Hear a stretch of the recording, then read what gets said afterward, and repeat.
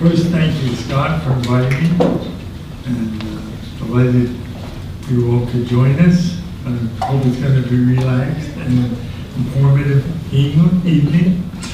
I think I would say overall, I'd like to see this as a kind of two-part evening. The first is more of a formal presentation and then a more informal time. I've talked a couple of times in the last year about the dimensions of power, and when I talking with Scott about this, he said you ought to see how it applies in New York City. So that's the overall kind of story of why we're here this evening. As you're aware from what Scott has just said, I spent years from the end of '69, '73 in the White House as Henry Kissinger's assistant. There was a time in U.S. history, which some of you will remember, of significant international developments and at the same time domestic turmoil. The country was in the middle of the Vietnam War. There was great domestic division. There was Watergate.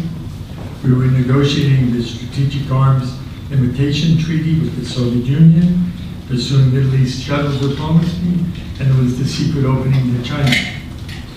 It's from this perspective that I want to address political power in its broadest sense, whether legitimately or illegitimately attained, or exercised by individuals or organizations, by state or non-state actors. And finally, whether the states are liberal democracies or non-democratic authoritarian regimes.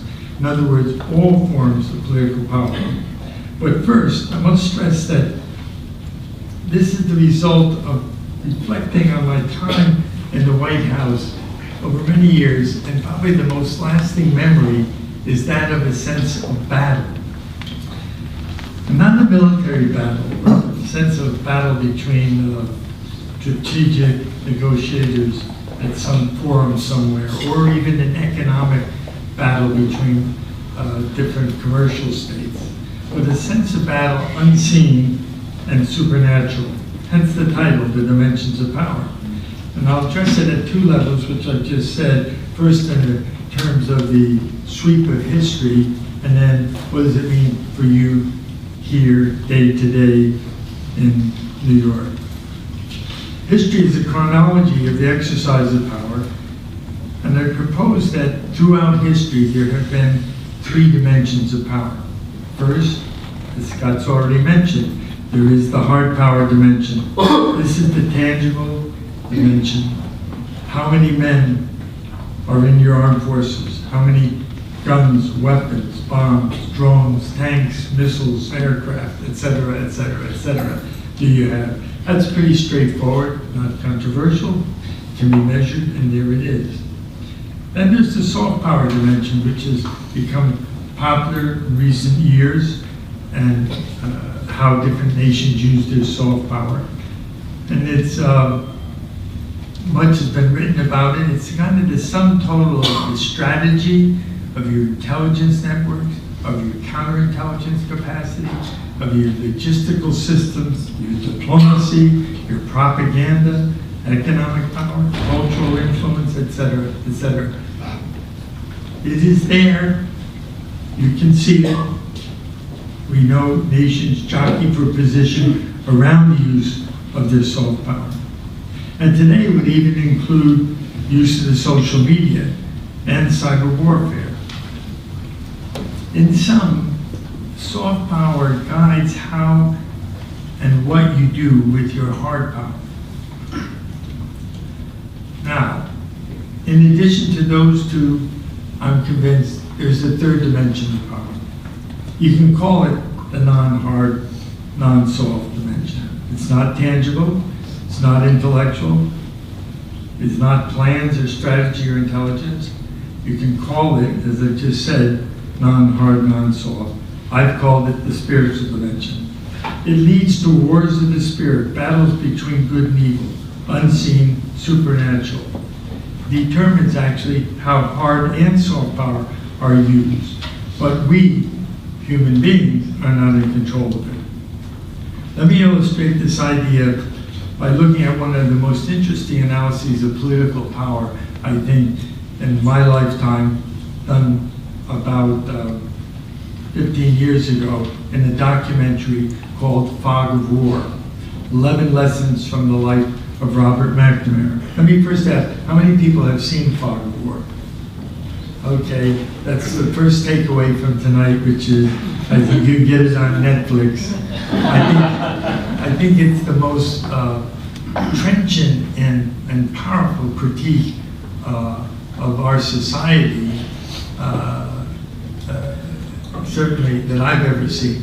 McNamara, most of you will know, was Secretary of Defense under Kennedy and then Johnson. He was, before that, had the World Bank. Before that, he ran Ford Motor Company. Before that, he was in the Second World War.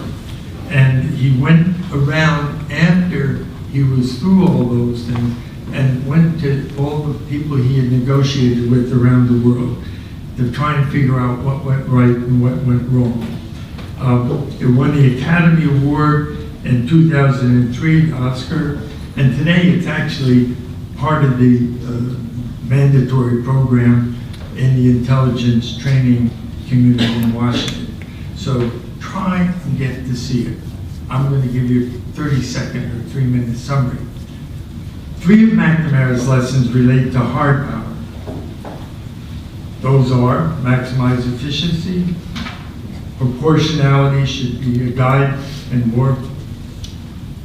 3, get the data. And 3 more of his 11 relate to soft power. Empathize with your adversary. Rationality will not save us, and never say never. But there are 5 that are neither hard nor soft. Namely, there's something beyond oneself. Belief and seeing are often both wrong. Be prepared to re-examine your reasoning and your assumptions. In order to do good, you may have to engage in evil. You can't change human nature. McNamara was in his 80s when he did this film, or agreed to be interviewed in this film. And when they finished it, they came up with the title because there was so much there. And each one of those lessons that I've just listed is, in a sense, documented and drops out of his own experience.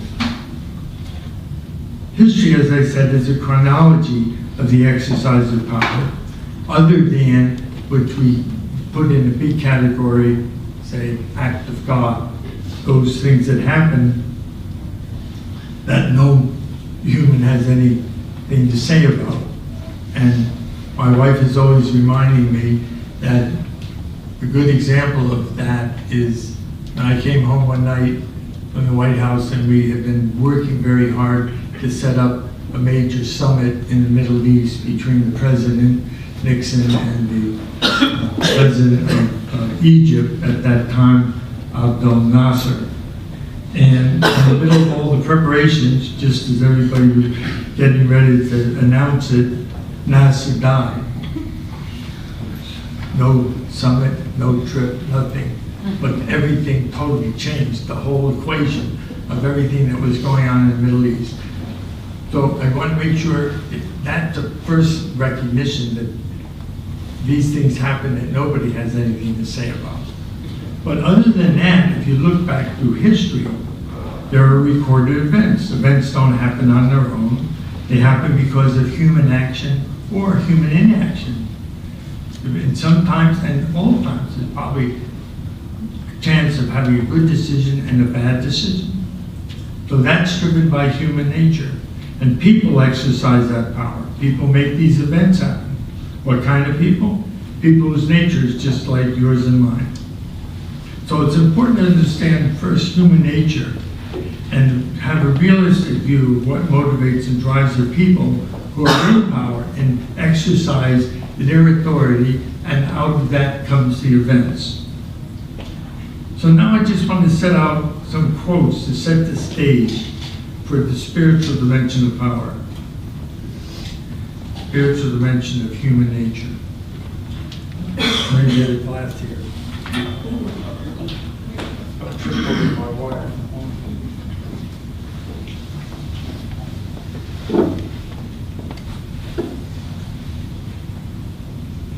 Many of you will know the quote from Alexander Solzhenitsyn's classic work, The Gulag Archipelago. Gradually it was disclosed to me that the line separating good and evil passes not through states, not between classes, nor between political parties either, but right through every human heart and through all human hearts. This line shifts. Inside us it oscillates with the years, and even within hearts overwhelmed by evil, one small bridgehead of good is retained. And even in the best of hearts, there is a small bridgehead of evil, one small corner. It is impossible to expel evil from the world in its entirety, but it is possible to constrict it within each person.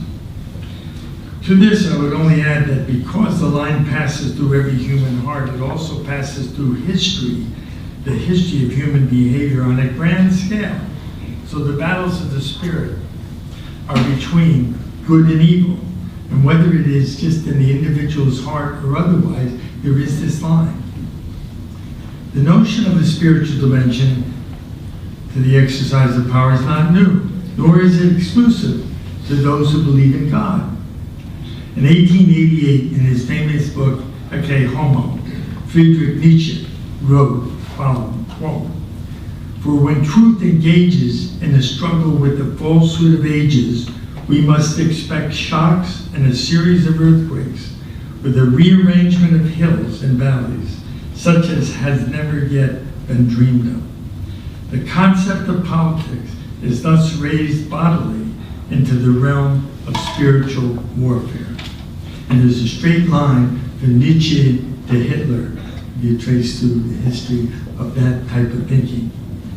This conclusion that politics is a struggle between truth and falsehood, good and evil, and is a matter of spiritual warfare, is at the heart of my thesis.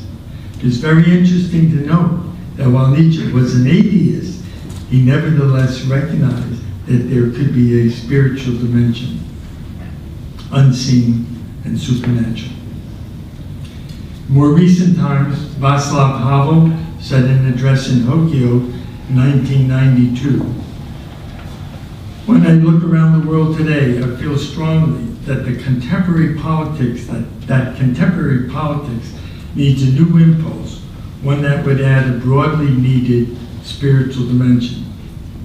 There is, of course, the alternative view that seeks to reduce the nature of power to its more elemental, two-dimensional aspects. Such a view is epitomized by Mao Zedong's famous dictum that, quote, political power grows out of the barrel of a gun. Or Stalin, mocking quip in 1935, when urged to take a conciliatory view of Catholicism in Russia, said, "The Pope? And how many divisions does he have?" This is not to say that Mao and Stalin did not exercise great power, but the power is not simply the capacity to enforce one's will. To believe such rules out the third dimension. Nevertheless, many of our Western elites and governments do so, which has led many, including the eminent sociologist Max Weber, to conclude years ago that they did not understand the role of religion or the spiritual dimension in political power, and were, quote, tone deaf, unquote, to the reality of spiritual warfare in the dimension of power. Now, it's quite interesting whether or not Weber would say that today, or you can make such a blanket statement that the Western elites don't recognize this, certainly in view of what ISIS has been doing in the last year or so. So it has maybe been a shock to the West. There's a great article, by the way, in the Atlantic a couple months or so ago on exactly this point. I'll leave it there. The reality is that it is the spiritual dimension, as reflected in human nature, that drives the actions that soft and hard power take. It is the motivations of the hearts of those wielding that soft and hard power that determines how that power is used, and for what end, good or evil. This does not mean that the spiritual dimension of power is only present within ourselves. Yes, it exists within us as we struggle in the battle between good and evil within ourselves, but it also exists outside, unseen and supernatural. But perhaps the most accurate and concrete description of what I'm talking about goes back almost 2,000 years, the Apostle Paul in the book of Ephesians. For we wrestle not against flesh and blood, but against principalities, against powers, against the rulers of the darkness of this present world, against spiritual wickedness in high places. The fact that Nietzsche, the atheist, and Paul the apostle agreed that the exercise of political power has a spiritual dimension, a spiritual warfare, must at a minimum give you pause to think, time to reflect on the nature of the battles you are in, why you are here, what we are all involved with, what the purpose of being here is. And most importantly, what do you believe in? What is the basis of your moral and spiritual compass? I want to leave that on the table and move now to really a basic question. So what does this mean to me in New York as a 30, 40, 50 something professional in the city, which one can say the power center of America, certainly in economic terms? My answer actually is, it means everything. It is what our lives are all about. I believe it was C.S. Lewis who made the point that we are essentially spiritual beings who have a physical presence for a short period, life as human beings. We are not essentially physical beings that have a spiritual presence for a short period, somewhere other than in our human lives. So to begin with, let me set out the context and the perspective of this from a Christian point of view, simply listing out, we are in a broken world, good versus evil. We worship a God of creation. He loves his creation, mankind. We are created in his image. He knows our selfish nature, but he has provided a rescue plan of hope through his Son, Jesus Christ. That's on the table as how God sees his creation. You live every day in the battle zone of that creation with all three dimensions individually. And whether you're aware of it or not, and sometimes one is more aware of different aspects of this at different times, but it is always there. Now, as uncertain and discouraging as the circumstances may seem in the grand sweep of history, which I've just tried to review, my underlying assumption is that our God is nevertheless the God of hope, the God of history, and he's provided the rescue plan. I often thought when I was going into the White House, and without even getting into the ramifications of what power means at that level, was that the only way I could actually go in was say, well, I'm glad that my God is the God of history. God's in charge of history. And it didn't matter who was in power, or where was in power, or who dominated whom. It was still God's creation, and he was in charge of history. And in the end, good will prevail over evil. If not now, in the end, in, quote, the last battle, and God will reign. But history's not yet over. And the challenge for each of us, for each of you, is how do you find the spiritual courage, the spiritual compass by which to live in this battlefield day by day. I put down two categories to just throw out ideas, and then really hope we can have a discussion. First, who are we? Who are you? What are your dreams? And then second, how do you pursue those dreams in this battlefield or on this battlefield? Who are you? I put down 4 headings.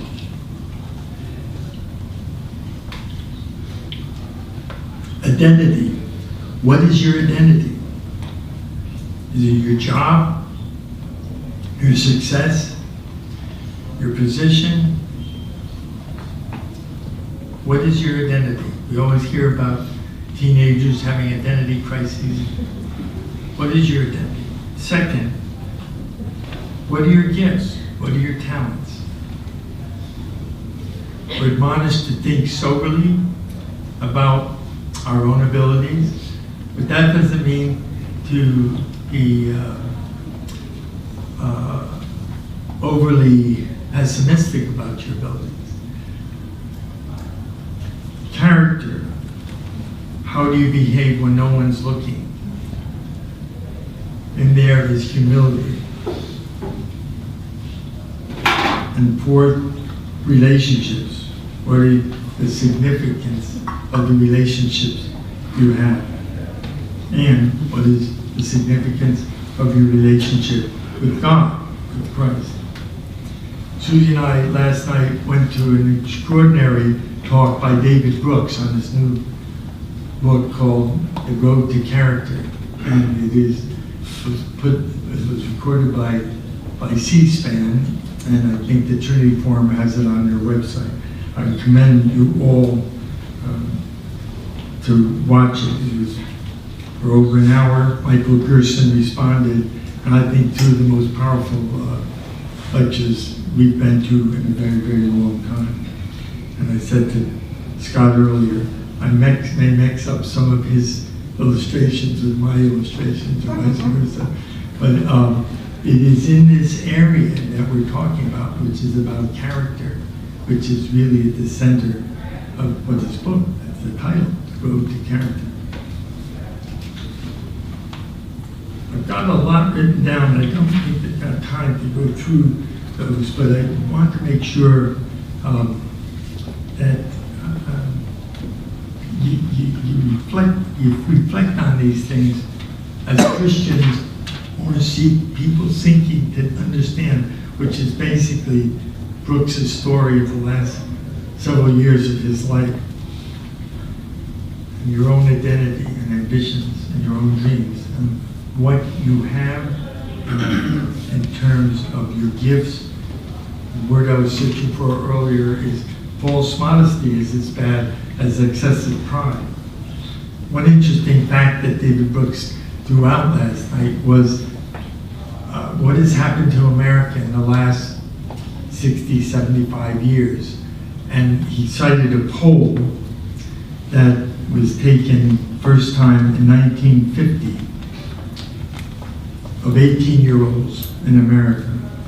And what percentage of them thought they were someone special, someone important? And the poll came back as 12%. Poll was taken much later, sometime I think 2010 or the last few years. Same question asked of the same cohort across the country. 80% of high school kids thought they were somebody special, somebody important. There were questions on that, a very interesting discussion, and that he contrasted it with the time prior, so that at the end of the war in 1950, the country had been through the Depression, Second World War. There was a kind of dampening. Depression is probably not the right word, but certainly maybe hope coming out of it, but they've been through a very long time of hard times. And he said the pendulum seems to have swung in the opposite direction further. And tonight at dinner, we were just talking with a young man about his classmates in the last 5 years coming out of colleges that you all went to, where there is this sense of entitlement. And Brooks was making the point that, and which is actually one point that Kissinger always worried about, was the national psyche, the psyche of the nation. And there are sociologists that can give you better explanations on this than I can. But it is a very interesting thing to see our society and where we are, and that balance between thinking soberly of ourselves, what are the gifts we have, and then being falsely modest or being overly exuberant in what we think we're entitled to. On character, humility is probably at the center of so many other aspects of our character. True humility, though, is really based on honesty and integrity, self-awareness of our own weaknesses. I'll leave that there. Relationships.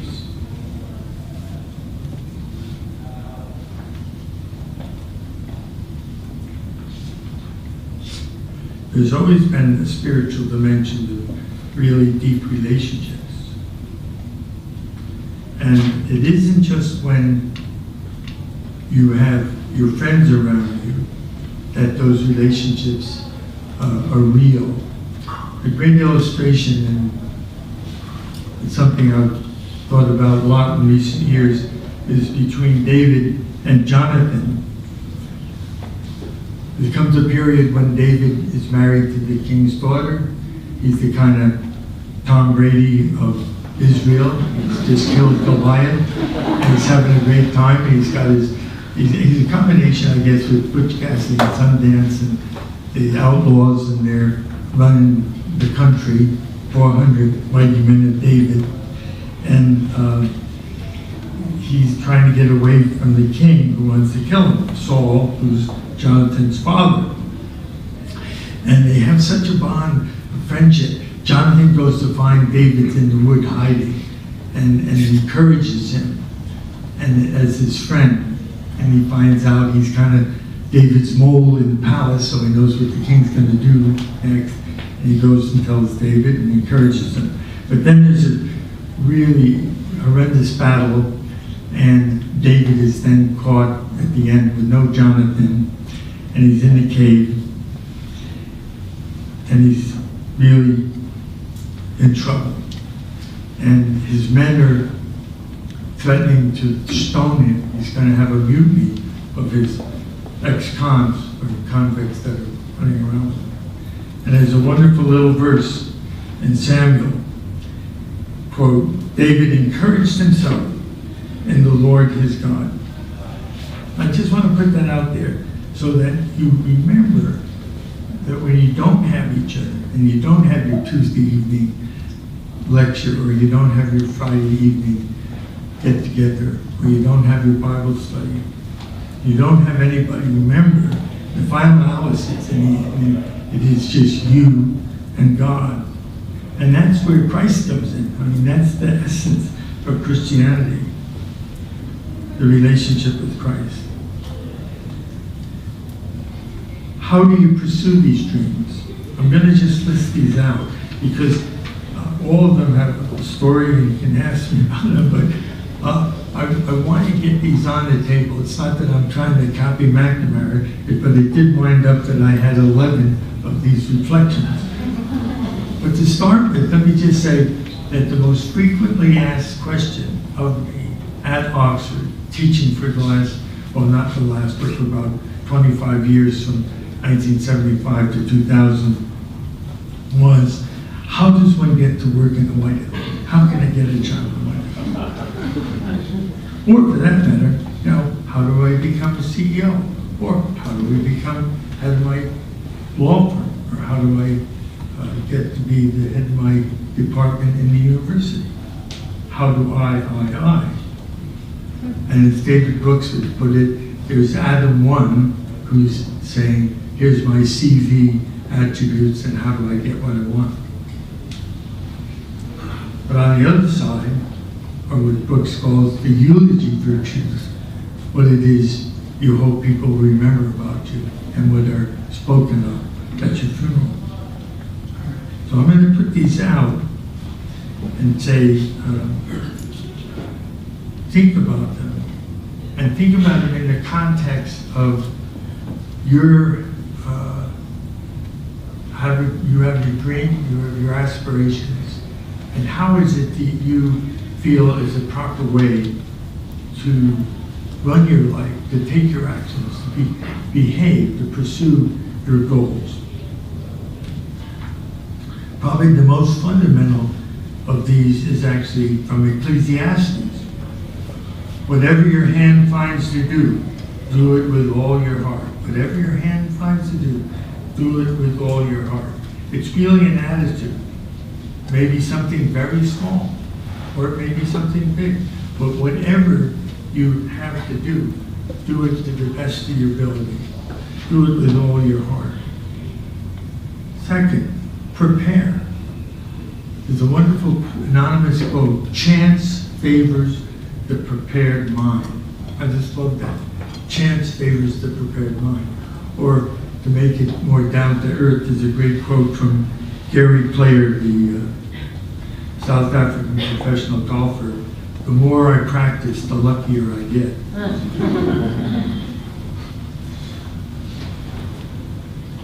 You could almost say, when I was thinking about that, chance favors the prepared mind. It may be that God's plans for us favor the prepared heart. I haven't worked that through. But it's not a bad thing to think everything isn't chance. God has a plan. We'll come to that a little later in a verse from Jeremiah. Kissinger often in the White House would say, I'm living off my intellectual capital because I haven't got more than 3.5 minutes to concentrate on anything, which is the way you would have felt. That's true.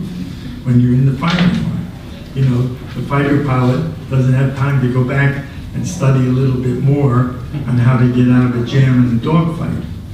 He's got to be prepared. So just as intellectual capital keeps you going, it's your spiritual capital that keeps you going when you face the big questions. You've got to build that up just as much as anybody in authority has to build up his skills to do the job he's being called on to do. And it may seem at the time that it's routine. It's just another thing you have to do day to day. And it's boring, but don't neglect it. Another way actually to look at this is from a wonderful Tim Keller sermon. And all I can remember about it, I haven't gone back and listened to it, is him repeating right foot, left foot, right foot, left foot. And it turns out he was talking about and told the story of a man, the point being, how you're doing now determines how you work, how you're walking up to this point determines how you're going to behave. And it's an illustration about a hit-and-run driver who is not making decisions the way he should and had the baggage of his past decisions. And so the night he was in the accident, he fled instead of stopping, and he went to jail. And Keller's point was walking day to day in a routine means that you know what's right and wrong and you're going to react right. And it's a great little lesson to kind of ponder in your own experiences. Another lesson or reflection is the steps of the scripture. Steps of a good man are ordered by the Lord, and he delights in his way. That doesn't mean you've got to be happy in every job you've had, but there is a sense in which you're in the right place. And always, I always thought, gosh, does this mean I really have to be happy washing another car when I was in the gas station, or delivering another round of papers on my paper route, or all kinds of things in our life. Delight meaning what? Delight really means that you have done the job well and you've done it to the best of your ability. There's a whole book written on this. We can talk about it if you don't know about it, called What Color is My Parachute? And part what it tries to do is match up your passions with your skills. It's called reinforced passion. And it's that satisfaction, even though the job may be boring at different times, that actually gives you the capacity to see satisfaction or realize satisfaction in what you're doing. The thing I want to make sure you realize, we're all gifted. I know we all think some people are more gifted than others, and yes, that's true. We're not all concert violinists, we aren't all Supreme Court justices, we aren't all Tom Brady's, but everybody's got talent. God's made us in His own image, and He's given us different gifts. And there's a verse that I just mentioned earlier from Jeremiah. I know the plans I have for you, plans to prosper you, not to harm you, plans to give you a future and a hope. That's not a prosperity gospel. That's just saying God is interested in you, where you are, and in what you're doing, and in realizing your gifts. I often say to students and to my own children, just because something comes easy doesn't mean it isn't a gift. In fact, that may actually be a tip-off that maybe it is a gift, and you better take it seriously. And I'm sure the best athletes, whoever they are, but yes, Tom Brady has great talent, but he also practices. And that is really what we're talking about here in terms of how do you live your lives out and make the most of what you have. Another one, the next one I have written down, the value of loyalty and trust. It's a long story, but basically, I still remember when Kissinger called me and I was downtown in the law firm at Milbank Tweed, and he said, I want you to come to the White House because I can trust you. And to be honest, I didn't know what he was talking about. I learned, obviously, over the next few years what he meant. But we hadn't worked that much together. We were both working together for Governor Rockefeller, who's then deciding to run for the presidency. But I suppose he somehow took a measurement and said, I was serious, I was trying to do the best I could in any job I was given, however menial it was. And that meant something.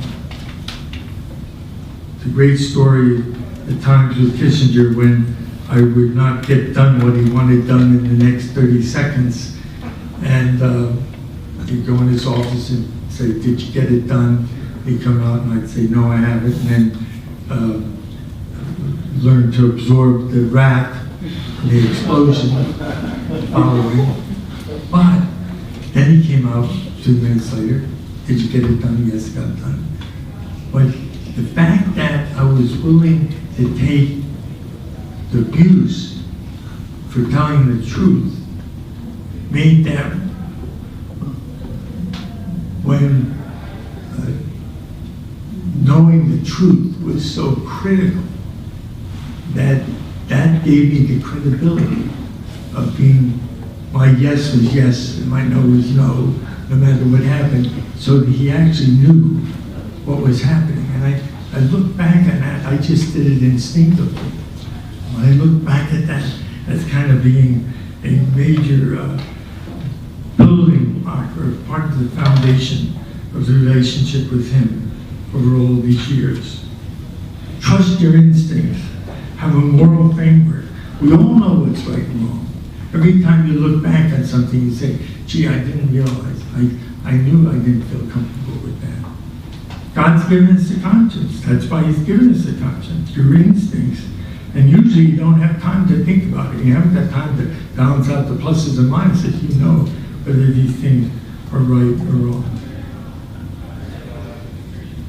Aside in David Brooks last night, one of his favorite questions in an interview, which a friend told him about, was when he asked the person he's interviewing, when have you told the truth, knowing it would hurt you? That goes to this same point. You know what's right. Next point. Diligent. Be diligent in all things. Not just, I'm waiting for the big decision, in the small things. Those who are faithful in the small will be given much. I mean, it's that simple. And the people you're serving and working with will recognize that. And that is really what builds the relationship. And that's, I can tell you, I can walk around my firm And I can tell you the people that I think are going to do something and those who aren't. Even to the point of how good a job they do Xeroxing the last 10 pages. It's very simple things that are indicative of much bigger things in your own character. And that I've learned just by watching the people and running our firm. Be careful of peer pressure, political correctness, groupthink. It's a very tricky area to get into, but people get intimidated by peer pressure. And I think there's times, and a very important thing for people to be able to step back. It was actually one of the big lessons to me as an American going to Oxford for the first time in 1961, having gone to my 50th reunion a couple of years ago. I couldn't believe how old everybody had gotten. I remember thinking at the time, this is interesting. There was much less of a sense of a consensus center of thinking and a much broader spectrum in the European context. I don't know if that everybody's experience is just mine, but it was something that stuck with me. Next, don't be in a hurry. We have a little theory in our family called the pyramid theory of life. Life is like a pyramid. You can only build it as high as you make the base wide. Don't be in a hurry to get up that pyramid. Keep working on the base, especially young people. I can't tell you how many students in Oxford that I've sent on the Trans-Siberian Railway or driving a school bus in Zimbabwe or working for some NGO in Argentina. And I was always telling them, get out of the country, find out about third world, make sure you broaden that base, and that'll make a difference somewhere along the line. And for Christians, if you go back to Jeremiah, all these things then fit together. In the good times, remember the hard times. And in the hard times, remember the good times. That's not saying do everything in the middle. We are commended to do everything in moderation. And that maybe is another way of saying the same thing. But life is full of ups and downs. I gave a talk a little while ago titled Triumph and Disaster. And there's an opening line in Kipling's poem, If. And it's actually written over the doorway as you enter the center court at Wimbledon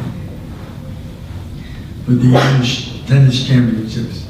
If you can meet with triumph and disaster and treat those two imposters just the same, and you all know the end line, yours is the world and everything that's in it, and what is more, you'll be a man, my son. So, let me leave it there and just say, people often also want to say, what is God's will in my life? And I had never realized it, but there is a verse that says, this is God's will for your life. And it actually is not a bad 3 markers to put out there. Rejoice always, pray continually, and give thanks in all circumstances, for this is the will of God in Christ for your life. Giving thanks, praying continually, rejoicing. My story is the story of the grace of God. Each of your stories is the story of the grace of God. I had a little diary during the hard days of building Analytica, and whenever I'd have an argument with God on why I was in such a jam, I'd have this dialogue, which was God, or my version of God talking to me as if he was talking to the children of Israel. Didn't I get you out of Egypt? Didn't I part the Red Sea? Didn't I feed you in the wilderness? Didn't I? And in a way, I then applied that on the journey I had been on at the firm. And it's the same in your life. The wall had closed goals. Didn't God deserve it? That's the grace of God. Don't forget it. And you all have your own list, and it's not a bad thing to reflect on that once in a while. Psalm 121 sums up really what I've been trying to get across. The Lord shall preserve thee from all evil. He shall preserve thy soul. The Lord shall preserve your going out and your coming in, from this time forth and even forevermore.